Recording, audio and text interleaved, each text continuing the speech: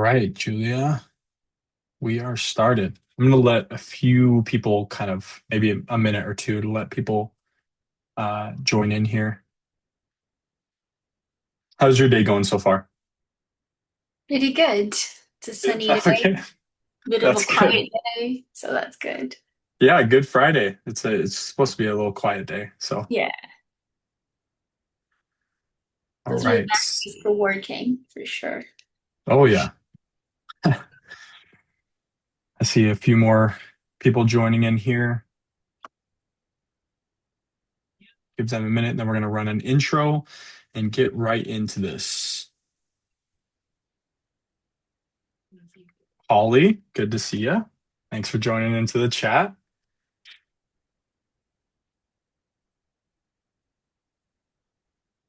Been emailing Holly almost daily, so that's good to see her in here. So not daily, but it's been pretty frequent. So it's been awesome to see her in here too. Um, okay, sweet. So I'll go ahead and get started. I see a few more people joining in, but I think intros will kind of cover that. Um, just to kind of kick it off, I will let Julia, the master of Opendock, introduce herself first, and then I'll take over on a few other slides. But Julia, go ahead, introduce yourself. Hey guys, I'm Julia. I am a product lead for Opendock. Been with the Opendock team for the past going on 4 years now, and very excited to talk about Unit Limiter today because it's like a very awaited request or feature request from our customers. So really excited to talk about it today. All right. Awesome. I would have probably had a different nickname for you in that one, Julia, but that was good. I'm Tyler Walton. I'm the enterprise account manager for a lot of our enterprise accounts. A lot of you on this call may know me already, but if not, I've been with Opendock for around 6 years now, kind of going through the entire development of the product itself. Very excited for Unit Limiter. Like Julia said, hot topic, hot request.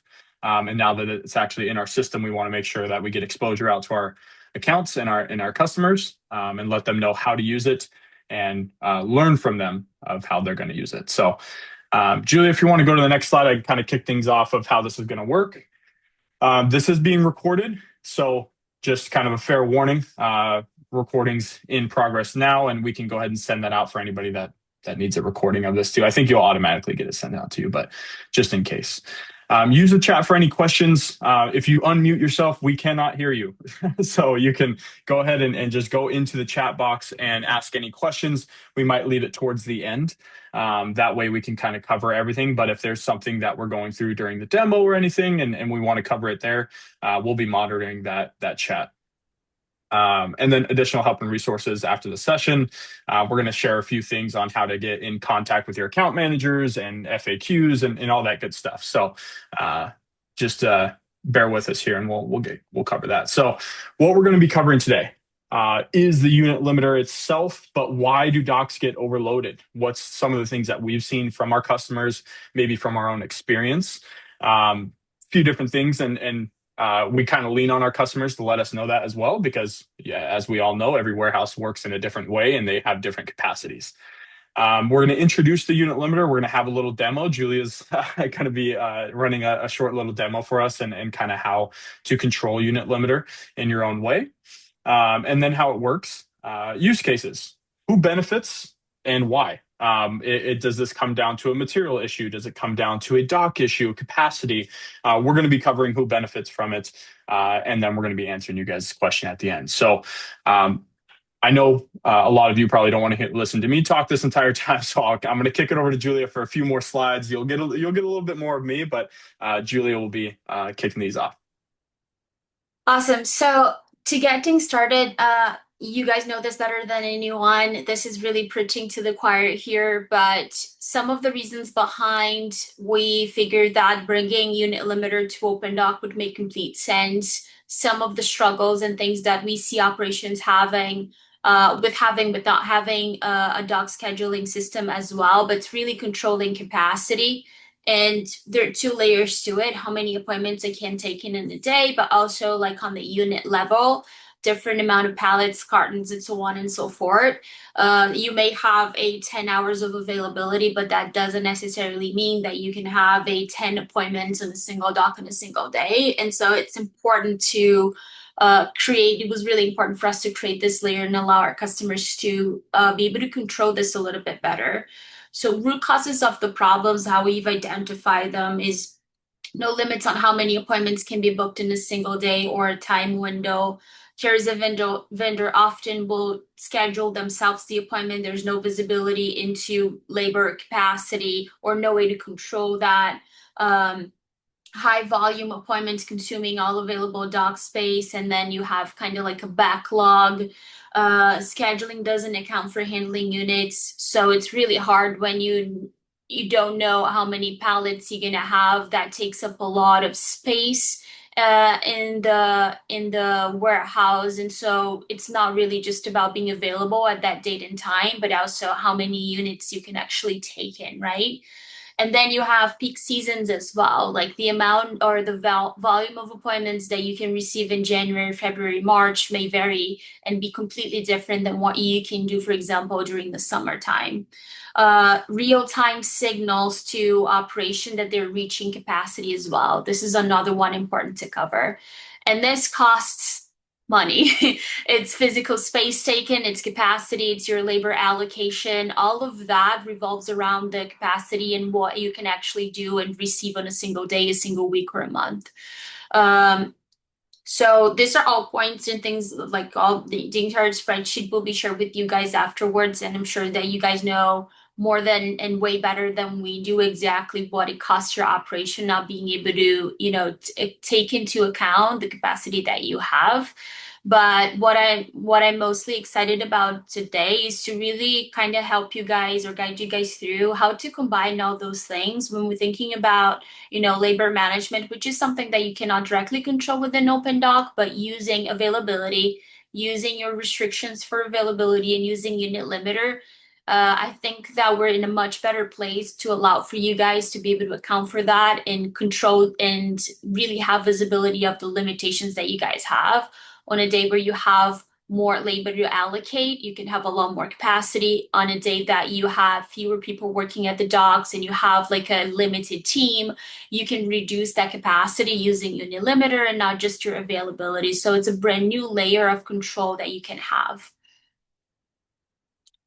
Now, what unit limiter controls? And the way that I like to think about it is two different levels. So one is the appointment limits, just being able to control how many appointments I can receive in a single day, at a single dock, for a single load type, or even for a group of load types. So really controlling appointment volume. But then within the appointment, that's information that's really relevant, units, for example, and we decided to call it a handling unit because we really wanted to allow each warehouse to really determine what is that unit that really matters most to them. Names change and maybe the units change as well. For the great majority of our customers, we've seen pallet count being the main thing that they want to be able to control and account for. So you just go in there, you name your handling unit a pallet count, and then from that on, that becomes a first class field, is what we call it. So using custom fields, you're always able to request a pallet count and know that information on the appointment level. But now with unit limiter, you're truly able to control and really determine limits for the amount of pallets that you have. And we create way better reporting as well, which is something that we're going to talk in terms of improvements and things that we're bringing to unit limiter next. So there are way more possibilities with having a pallet count be part of the unit limiter feature. So these are the two layers that you can control or that you can create limits on top of. And then it's always warehouse level. So for the entire facility, I want to create a limit of say 50, 30 appointments a day. This is how much we can take. But you can also create different limits on the dock level and on the load type level as well. And we allow for you guys to really create as many rules as you guys want, because what we do is we always look at the most specific rule that you have and we enforce that. So say, for example, that you have, I can receive 50 appointments in a day, but for this specific load type, I can only receive 2 appointments.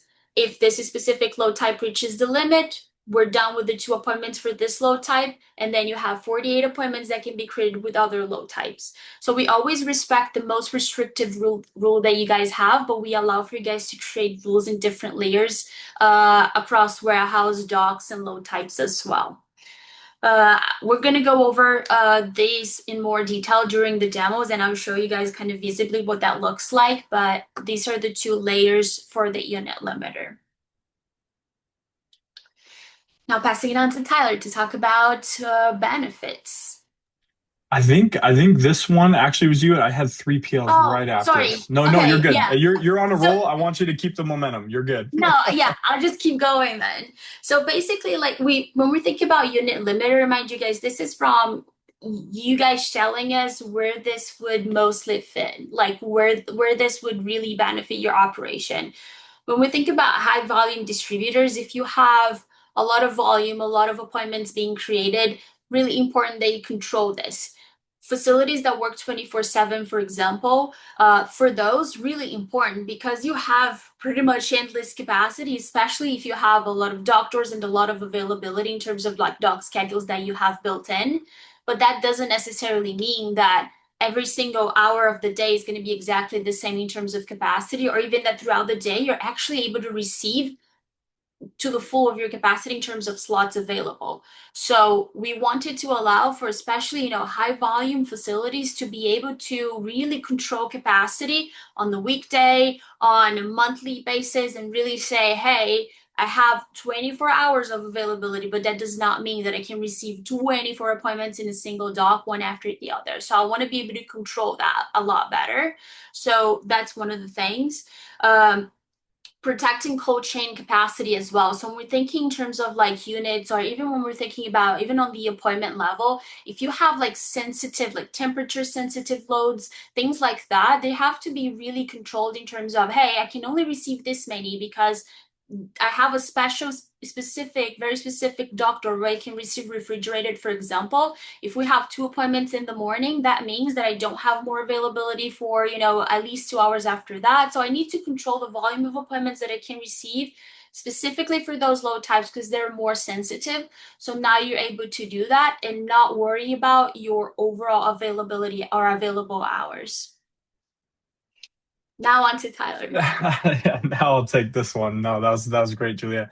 Yeah, a little bit of who benefits and how, right? And we're talking about 3PLs and multi-client facilities because a lot of those times we see that they have to monitor and kind of restrict by customer going into their operation, right?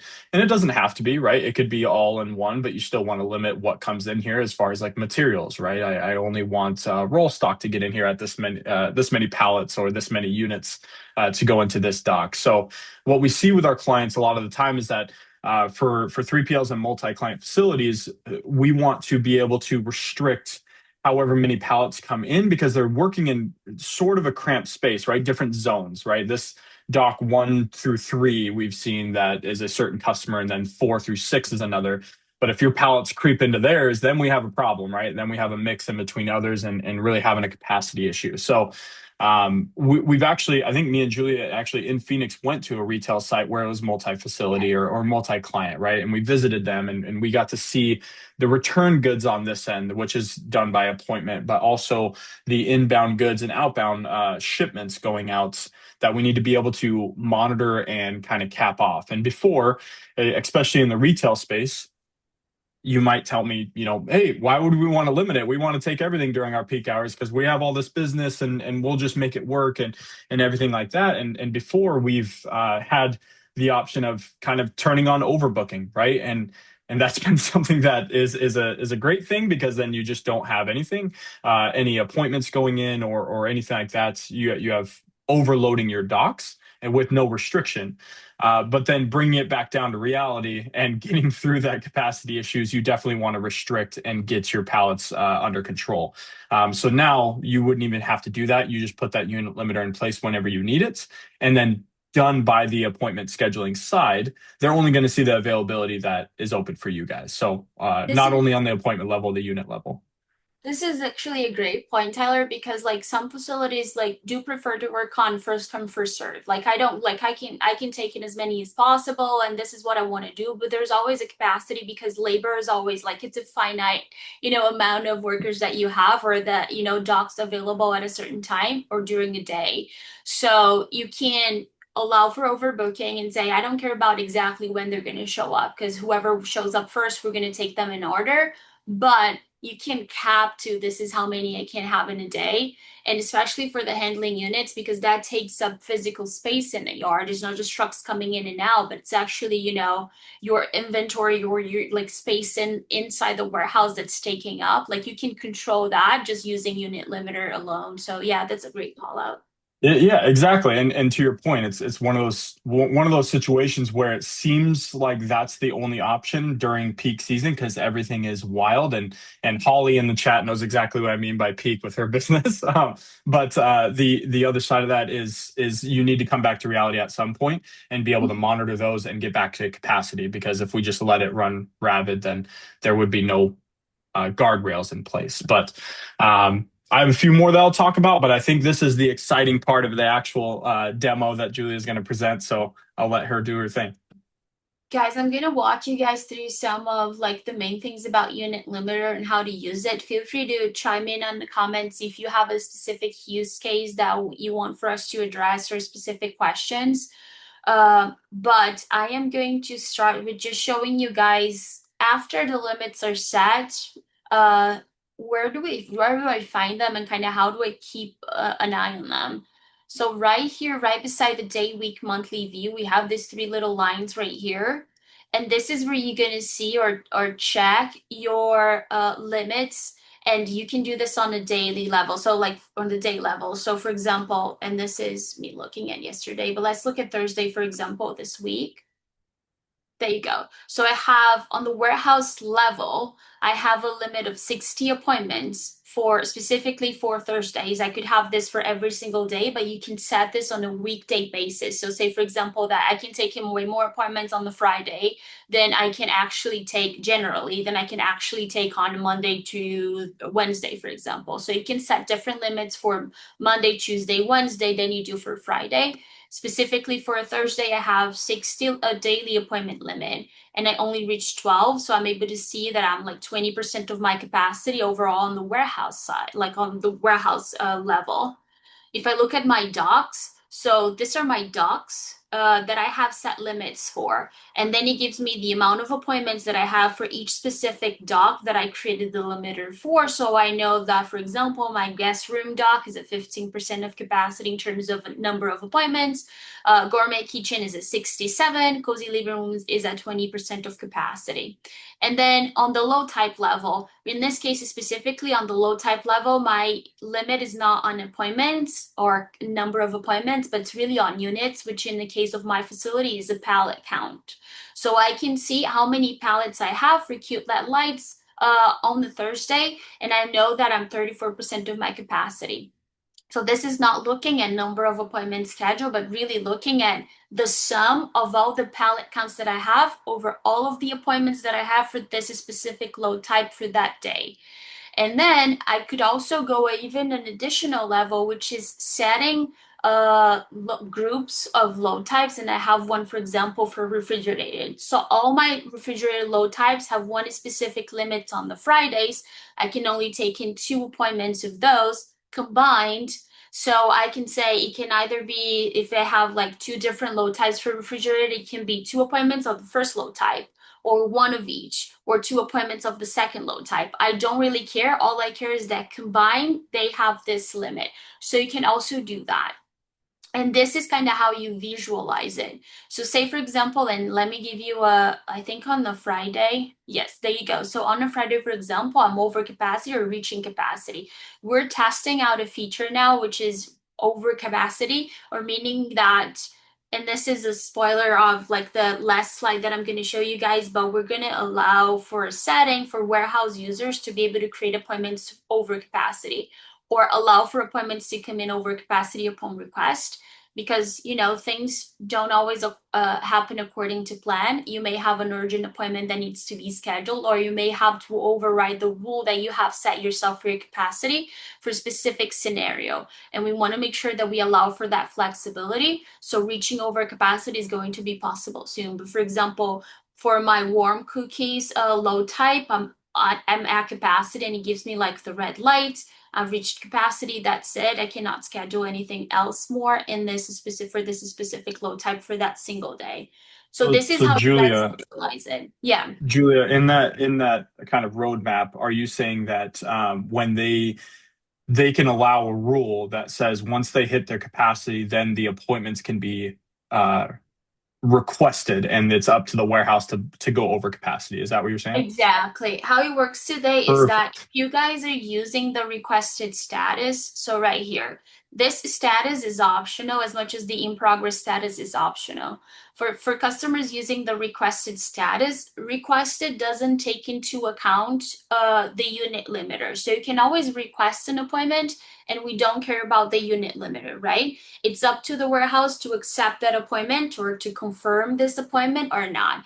And they always get the message that, hey, if you confirm this appointment, you're reaching your limit. Or, hey, if you confirm this appointment, you're going to be over limit. So you be able to decide this or make this decision based on the limiter that you've set. So once you move from requested to schedule, we give you a, hey, little reminder, this is going to be reaching your capacity. Are you sure you're going to schedule this appointment or not? So this is already ongoing. What we're adding soon is really the ability for, hey, I'm a warehouse operator, or I'm a warehouse working for the warehouse.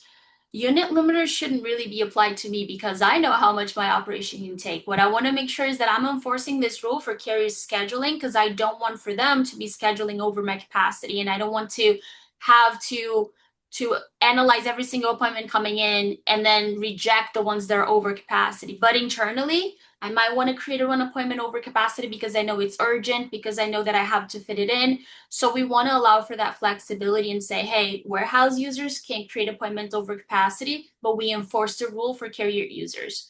But the beauty of it is we'll always let you know that, hey, if you create this appointment, you're going to be over capacity. If you create this appointment, you're going to be exactly at capacity. Do you really want to do that? Yes, I do. So giving that visibility of where we are in terms of capacity and the limits that we set is something that we're always going to do. Now, guys, going over to settings real quick, just to show you how to set up these rules for appointment. And then, you know what, before we get to that, let me create one appointment so that you guys can see how that interacts with um, with the unit limiter. So say, for example, that I'm creating an appointment for Friday where I know that I'm already, I think, over limit or over capacity. I'm going to just try one real quick. So if I do, remember if I have a limit on this one or not. There you go. So I have a limit and it gives me, hey, your daily appointment limit is exceeded for Friday. So I already had a limit for this one and I cannot schedule. And then it gives me the limit and what we have currently. So it gives you a feedback, and this is scheduling internally where I am or my capacity. On the carrier side, we're not providing them visibility of that. We're just saying that, hey, there's no availability for this date and time.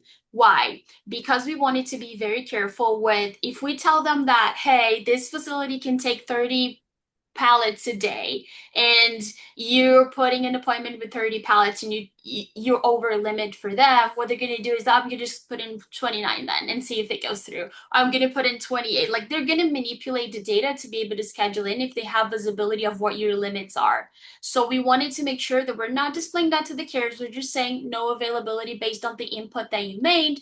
It could be date and time, it could be the load type, or it could be the pallet count or unit count, but we don't give them the feedback of what would work if they changed and then they could schedule, exactly because we want to protect that for our customers. So internally you have visibility of that, but then when they're scheduling, they only know that there's no availability for that date and time. Now, going to the settings real quick, and then let me be careful with the time because we only have 5 minutes left. But if we go to settings, there are new settings right here. One is handling units and one is the limiter itself. So setting up the limiter at the appointment level, You can just click and then you can create on the warehouse level, per weekday, per month, per dock, per load type. For dock, you just select the dock that you want to create the limit for. The options are going to show up exactly the same. You can set them up per weekday, Monday, Tuesday, Wednesday, so you can enforce different limits for each weekday. And then on the monthly side is really just allowing for you guys to determine, hey, this is my peak season. I want to have more availability for, what's not my peak season. I cannot have as many appointments being scheduled in. So you can create a stricter rule for your non-peak season, for example, to allow less capacity. And that way, you don't have to change it on the schedule, the hours of availability or the days of availability. You don't have to, create, exceptions because really you open the same amount of hours most times, but you have less people working. So you have less capacity in terms of number of appointments that you can take. And same thing can go with handling units. So you can change and manipulate that here instead of having to deal with the available hours because that wouldn't actually represent the truth. So this is how you guys set up the rules or the settings. Once you guys save the setting or the limit that you have established, we start counting, the units right here. And then a couple of things to keep in mind. So right now, we've had an issue with creating recurring appointments. So every time that I would create a recurring appointment, it would kind of be blocked by the limit rule no longer. So now we respect the unit limiter rule that you guys said when we are creating the recurring appointment. So say, for example, that you want to create a recurrency for your refrigerated load types or for your refrigerated appointment, and you have a limit of 2 appointments a day. If there's already two created for a specific day that you're including on the recurrence, we won't allow for it to be created on that day because it already reached the limit. But for everything else that is allowed, it goes through. Same thing for scheduling. We're working right now, or rescheduling. We're working right now on counting properly. If you reschedule an appointment from Friday to Saturday, we decrease the unit or the unit count from Friday and increase it to the Saturday so that we respect exactly the changes that you guys are making on the schedule as well.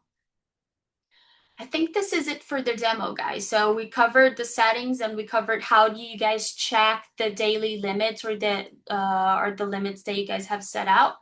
And the only last missing piece is really on the insights, on the reporting side. You can pull reports based on handling units so that you know exactly how many handling units you had, if it's a pallet count, a carton count, or whatever it is, on each of the appointments on the schedule. So you have that as a now first class field. So it's a column on the reporting that will give you the amount of units that you had. Going back to the presentation now. Here, I think this one is you, Tyler. Yeah, yeah. I'm gonna keep it short just so that way we can get through and get to any questions that anybody has. But I think that that demo kind of summed up everything that was unit limiter. The one thing that I would say with this slide is if you're not ready to do that right now, there's baby steps, right? Don't be like me. I like to sprint, fall on my face, get back up, and then learn to walk, right? But there is baby steps to this. You can go into your insights, go into warehouse insights, and look at your capacity that you have right now. You can kind of break it apart per dock and where your capacity lies right now. And then start talking about where I want to limit this capacity. What dock do I want to limit to? What materials? What customer? What do I want to limit? That way I don't kind of go over capacity and keep on this trend. So again, one of those things, one of those baby steps that you can take is just to look at your data today.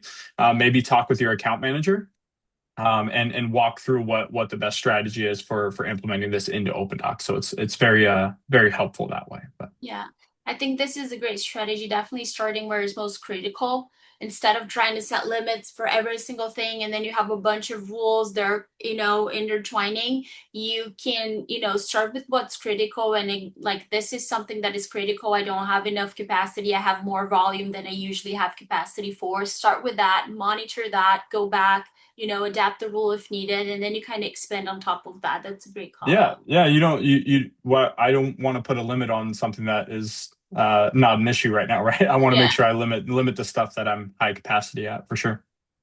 I think we've already covered like why this is important, why some operations really Yeah. need the unit limiter. So I'm just gonna move to the next slide just so that you guys see what's next for unit limiter and what we're bringing.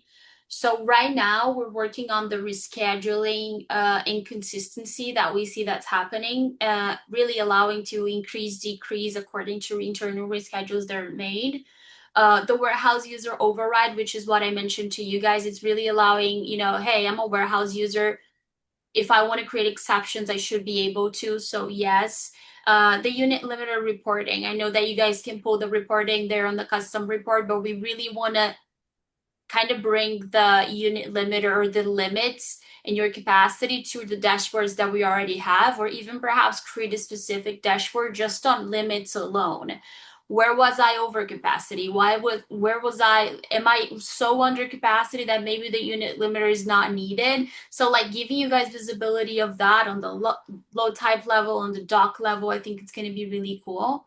Alerts and notifications. So I want to be alerted if I'm 90% of my capacity because I want to, I need to have a plan because if I need to expand capacity, for example, and that's an option for some operations, you guys should be alerted and be able to react to that. So we want to work on real time, triggers based on, hey, you're reaching your capacity, you're 90% there, like what do you want to do about it? And creating some alerts around that, I think it's part of the Q3 improvements that we're bringing to unit limiter.